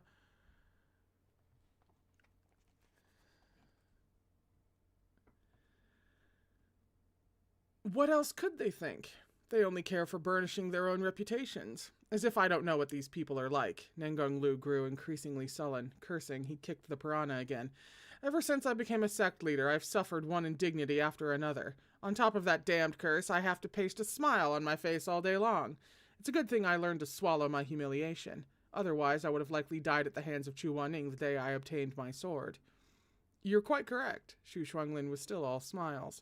Back then, I also thought Chuaning was going to kill you, yet you somehow persuaded him not only to spare you from Tianyuan's killing blow, but also to keep his mouth shut about Jingcheng Lake. Esteemed sect leader, your talent for saving your own skin is second to none. Even if he was outraged, he knew he couldn't afford to throw Rufang's sect into chaos, said Nangonglu. And there was Erha to think of as well. We told him his mother died from her injuries while exorcising demons. It's surely less upsetting than the truth. Heaving a sigh, Shuang Lin nodded agreeably. No wonder the Zongshe left. If I were him, I'd be thoroughly disgusted with you as well. You think I wanted to do it? That I had a choice? Nangonglu snapped. I already said it. Life is unfair. At this point, one of the people watching stole a glance at Chuaning and muttered, So Chu Zongshe knew the truth about Madame Wrong all along? Not only knew, he helped Nangonglu cover the whole thing up and didn't tell anyone what really happened. I guess he didn't want any trouble. He was only 15. If he really offended Rufang's sect, there'd be consequences. Another softly spoke up in Chuaning's defense. I don't think so. He lost a lot to gain a little. Didn't Nangonglu say Chu Zongshe concealed the truth because he wanted to protect Nangongse's feelings? If it's true, it just means he has poor judgment. What's more important, a little kid's feelings or a sect leader's integrity? If only he'd spoken up then, Rufang's sect wouldn't be in this mess today. How can you say that? If he had publicly accused Nangonglu, it would have been complete chaos in the upper cultivation realm. People's decisions are their own. If it were me, I probably wouldn't want to stick my neck out either. Well, if it were me, I'd have totally exposed Nangonglu for the monster he is. With these sorts of things, an action makes you an accomplice. Yeah, an action makes you an accomplice, but also you just so easily proclaiming, oh yeah, I would have done this incredibly hard and risky thing at the age of 15 and thrown a whole, upper cultivation realm into it. It's the people who loudly proclaim that they would just so easily do this thing if they had been in this person's position that drive me nuts. Their voices were low, but Merlion's ears were sharp. Furious, he was about to walk over and have a word when a hand grabbed his sleeve. Shizun. Chuaning shook his head, face impassive. Don't waste your breath. But it's not like that at all. Can't they understand? How could you have possibly spoken out in that situation? Who's the one with poor judgment? It's plainly... Are you angry? Chuaning asked mildly. Merlion nodded. Do you feel like you won't be satisfied unless you do something? Merlion nodded again. Okay, then help cover my ears. Merlion froze mid-nod. I don't intend to argue, but I'd rather not hear it. Cover my ears until they're done talking. So Merlion stepped behind Chuaning and genuinely reached up to press his hands to Chuaning's ears. As he looked down at the man before him, he was overcome with outrage and heartache. He couldn't understand it. Why were people still disappointed in Chuaning when he did everything so well? Over 2 lifetimes, Merlion had seen how this man lived for others with every breath, how he never indulged in a single day of selfishness. Why then did so many rush to criticize him behind his back for one controversial choice or ambiguous decision? It seemed this was always the way of things. People were wont to shed tears of gratitude over an evil person's single good deed and viciously latch onto a good person's single mistake. Somebody write that down. Write it down, embroider it, cast it in bronze. What the hell page is that? That's page 148.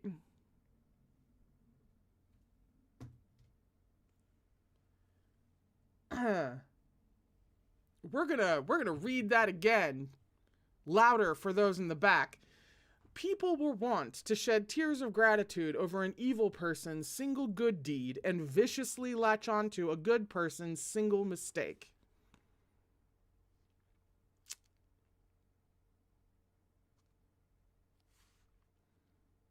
In the past lifetime, Taishanjun had slaughtered countless thousands, but one day he'd done something completely out of character. He'd sent 10,000 gold to each master at Wubei Temple. Everyone had praised him to the skies.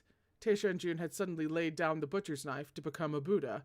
For a short time, people spoke of Taishanjun like some beneficent god, all because of this one tiny act of magnanimity. It's so true, I could burst into flames. And that tactic is so often used by a certain person who I really don't want to frickin' talk about.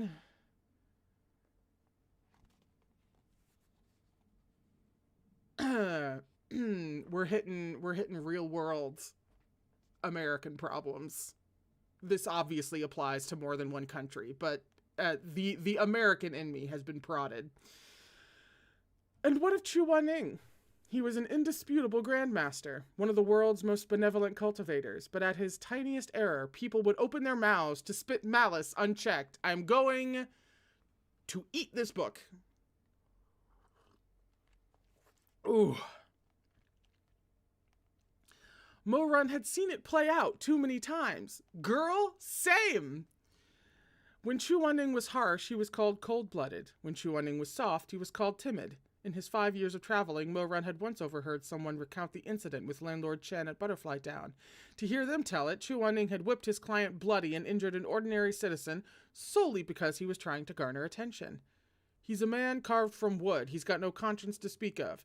See now, any normal person would have a few friends, right? But look at Chuaning. At 15, he turned his back on Master Huizai's sect, and he's been on his own ever since. Is there anyone in this wide world who would claim him as a friend? I don't know, bitch. Do you know him? Right, and no matter how much in the wrong Butterfly Town's Landlord Chen might have been, he was still the client. Chuaning was way out of line. He cares nothing for this sect's reputation or the moral code of cultivators. If you ask me, he's been alone too long. His mind's twisted. Chuaning's mind was twisted. Who was the twisted one here? Had this man not sacrificed enough? Was it necessary to drain his blood, rend his flesh, and offer up his bones, just so he would be considered right and good? Just so, in their estimation, he would live up to the title of Chuzongshe? Chuaning was tall and slender, but as Mo-Run, now fully grown, stood behind him to cover his ears, the top of Chuaning's head scarcely cleared his jaw. Chuaning was neither delicate nor weak. But as Mo-Run watched him through lowered lashes, he suddenly found Chuaning deeply pitiable. Boundless affection and tenderness welled up in him.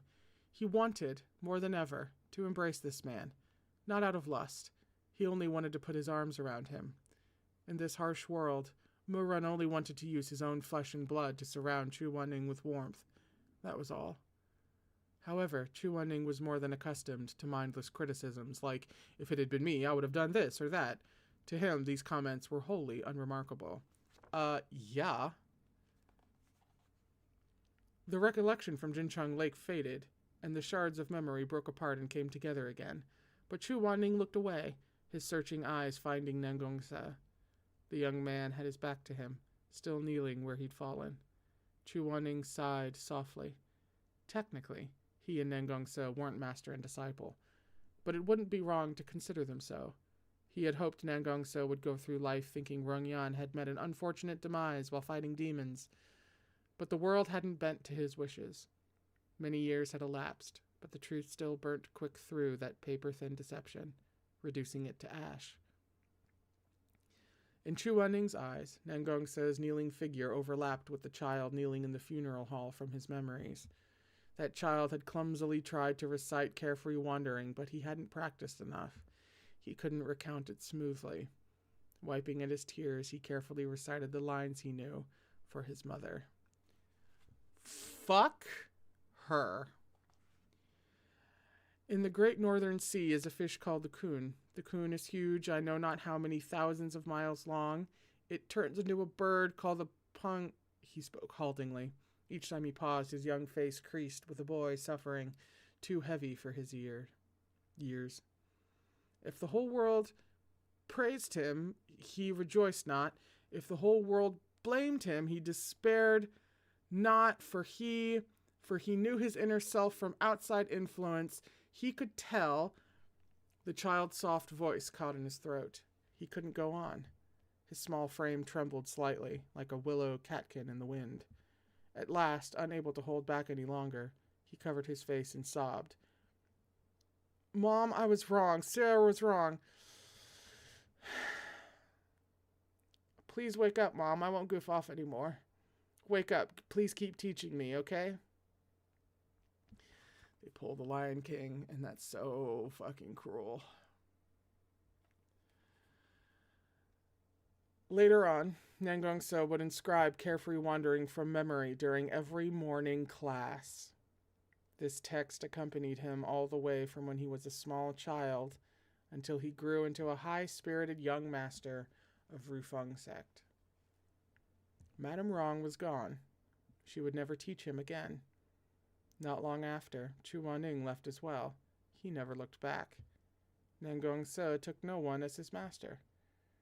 He relied on that patched-up old quiver, and the maxim, as a gentleman of Rufang sect, I mustn't indulge in greed, resentment, deception, slaughter, obscenity, plunder, or conquest. Within the impenetrable walls of the world's foremost cultivation sect, the child blossomed into an upstanding young hero, as unlike his father as night from day. Thus did 15 years pass, since Madame Wrong's death.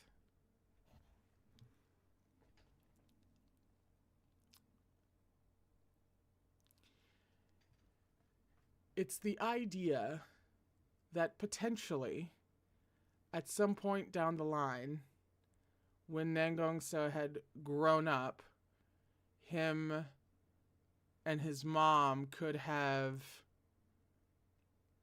met in the middle more. Whereas who she was and who he was as a kid were incompatible in a lot of ways, but in ways that you would hope that they might be able to figure out a way around, or at least more of a way around than, a child is capable of. And then maybe once she had seen him grow into a young man, she would have been able to communicate better because she wasn't the best at dealing with a child. And so you'd hope that maybe one day, but they'll never get to do that. But then at the same time, her teaching still landed, just in a really, really sad way. Or by really, really sad means.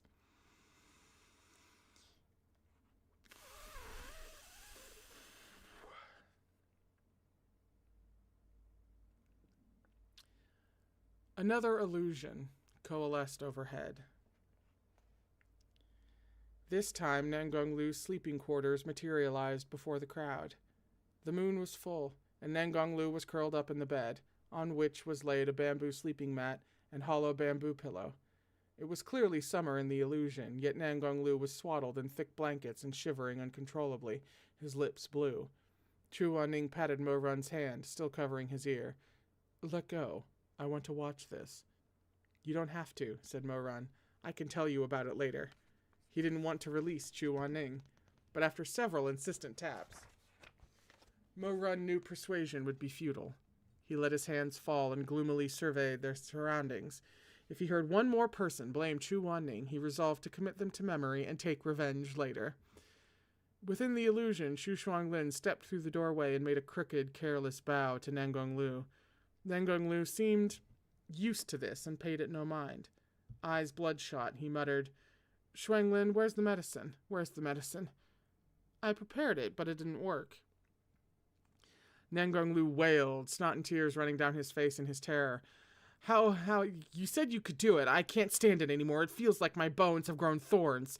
Quick, close the window. I don't want any light in here, none at all." "It's already closed. Tonight's a full moon. Even if you don't set a foot outside, it'll hurt," said Shuang Lin. "It's no use. You can't escape it." No, where's the medicine? Nangonglu was almost insensate with pain. Where is it? What? You said you could make it. I trusted you. Where's the medicine? I consulted that old scroll again. It's impossible to formulate. The curse on you is too strong. Only one thing can reverse it. What? I'll give you whatever you need. Just give me the medicine. Give me the medicine. I need the spiritual core of the person who laid the curse, said Shuang Lin. Nangonglu instantly paled. Spiritual core? You need his spiritual core? Do you have it? How would I have it? Nangonglu roared, hair disheveled, spittle flying from his mouth. You know who cursed me. My dear Shizun, that useless, worthless gentleman, Lo Fenghua. He betrayed me, so I hacked him into a million pieces when I chased him off the sect leader's seat. I sank his ashes into the most inauspicious blood pool and sent his soul to the infinite hells. He'll never reincarnate. Even his skeleton must have rotted by now. You want me to find his spiritual core? How am I supposed to find it? How?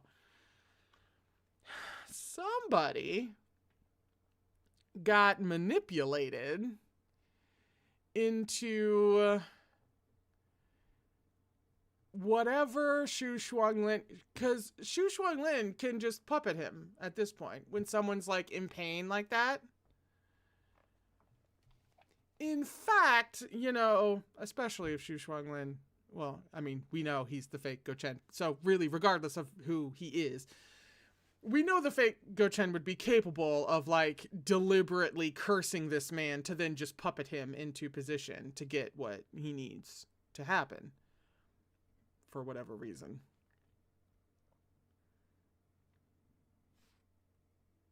Shuang Lin calmly waited for Nangonglu to finish his tirade. Only after Nangonglu had sunk into a despairing silence, his cries stifled in his throat, did Shuang Lin say slowly, I have thought of a way to do it, but it's incredibly difficult. Do you want to hear it? Tell me, quick, hurry up and tell me. Lo Fenghua is deceased, yes, but you should be familiar with what's written in the record of the dead. Ghosts that fall into the infinite hells may never reincarnate, but it's still possible to gather their 3 ethereal souls and 7 corporeal spirits to create a ghost form that resembles their mortal body. The more terrible their death, the more powerful this resurrected ghost form will be. Some even develop a gigantic external skeleton in order to protect the souls from scattering.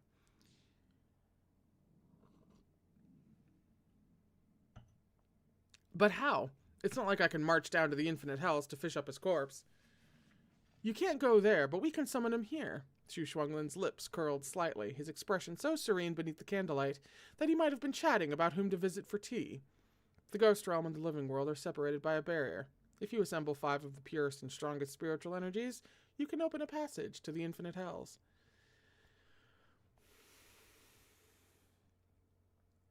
Open to the infinite hells? Shuang Lin chuckled. That's right. You can rip open a passage and summon Lo Fenghua's ghost form. His ghost form should be identical to his mortal body, including his spiritual core. If you eat his flesh and extract his spiritual core, the curse will be broken. After a pause, he continued, but assembling 5 great spiritual energies will be no easy task. Ideally, we'd use the souls of the purest elemental spiritual essences. Don't fret. Let me see if there's another way. So 5, assembling 5 holy weapons earlier, like over the years, as kind of like we heard about 5 holy weapons and all that jazz over the 5 years. 5 was kind of a it was a clue that we did not know was relevant, which is one of the best clues. That's what makes a reread so much fun, because if we knew, you know, the specific details of how things played out, 5 would have jumped out to me a hell of a lot more. But because we didn't, in hindsight, we can go back and be like, oh, gee, there's been like 5 like holy weapons have been missed. What? You know? Yeah. It's almost like she's good at this. Nangonglu opened his mouth to speak, but all that emerged was an eerie howl. Dribbling tears and mucus, he crumpled onto the bed, shivering violently. Does it hurt that much? Shuang Lin sighed. That Shizun of yours must have left such a vicious curse on the ring because he loathed you for killing your own master. How very pitiful. Nangonglu whimpered. There, bear with it. Once the sun comes up, it won't hurt anymore, Shuang Lin said. He sat cross-legged on the edge of the bed, cheek in one hand as he picked at his toes with the other. I'll stay and chat with you. The pain won't be as bad if you're distracted. Squirming deep into the bedding, Nangonglu panted in agony. What to talk about? mused Shuang Lin. How about Sir? Real handful, isn't he? By nature, his spiritual core is unruly and prone to chi deviation. Doesn't it run in the family? I heard his great-grandfather had a similar problem. Cowering under the blankets, Nangonglu swallowed. What do you plan to do about it? What do you mean? Nangonglu sounded irritated. His illness is a far sight easier to deal with than mine. He'll just have to take the right wife in the future. The flow of spiritual energy can be controlled through dual cultivation, so you'd better just focus on my curse, all right?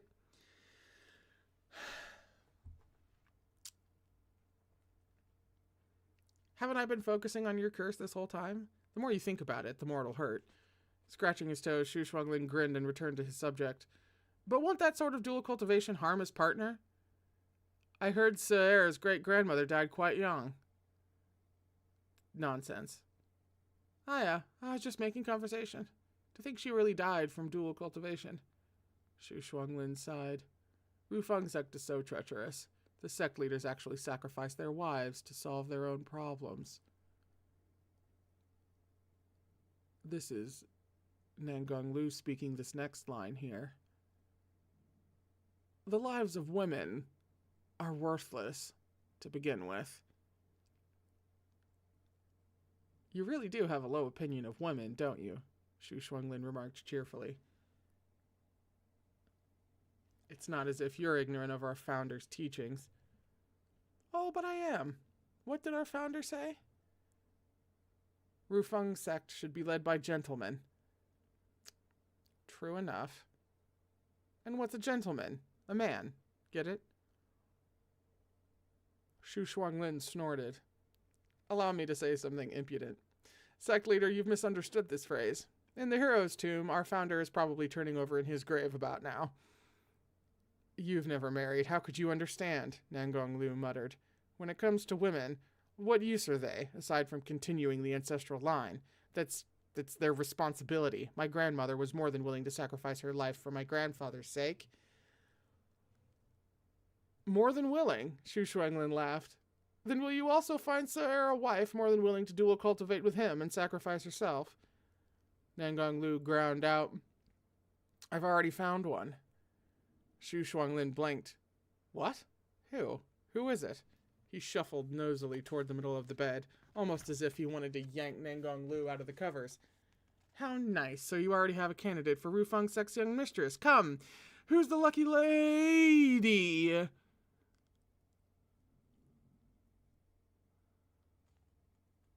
Nangonglu burrowed deeper into the blankets. Suppressing the pain, he said hoarsely, Your foster daughter, Shuang Si.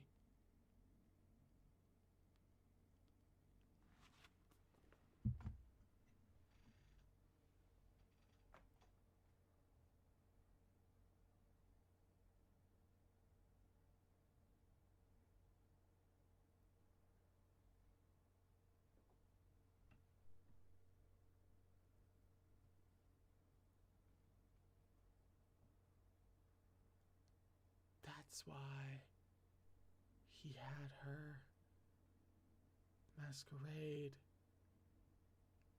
as a fucking guy.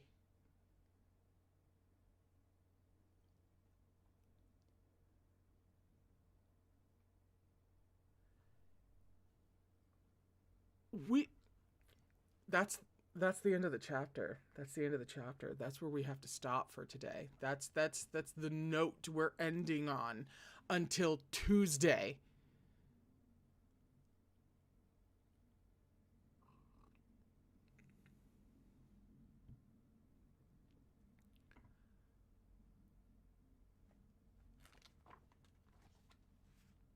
We're on page 157 for chapter 168. Which is called Shizun, Someone's Messing with the Body. Like, what's his name's body? You know, skeleton ribcage guy? Whose name I can't immediately recall off the top of my head because I'm reeling from what was just revealed. That guy?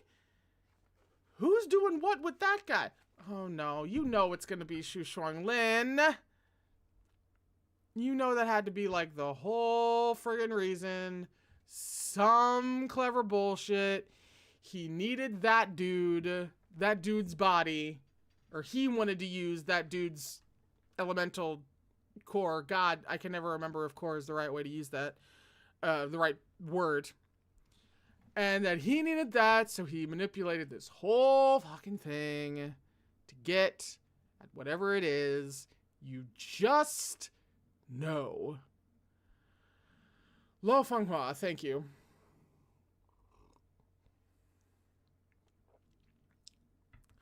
Also, can we talk about, I mean, aside from Shuang Lin being on the chopping block, by the way, can we talk about an entire sect operating on the actual, for lack of a better word, although this word applies, consumption, essentially, of women, and not just women, but wives, being literally used till death for the prosper of men.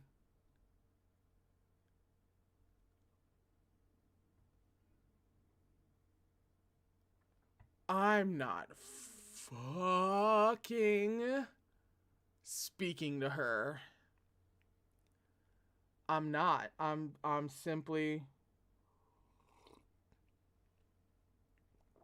No. Is this... We're approaching the midway point of this volume because it's a shorter volume than usual. We are... In fact, we might be pretty much kind of bang on right in the middle. All right. All right. She's going to play it like this. All right. Okay. Okay. That's where we'll pick up on Tuesday. Freaking Tuesday. So,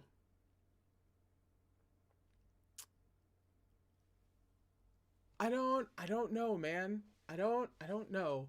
That is such a brutal and brutally apt, like way too on the nose in all the great ways, metaphor for what actually happens in society.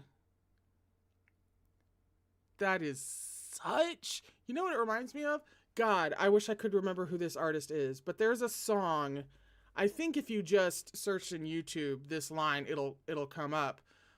There's a great song that this reminds me of, and I think it's just called Labor, but the key line, the title line in the chorus is something like, "You make me do too much labor." You may also just be able to type in Labor song, because it's a very like small indie artist, but this was a big...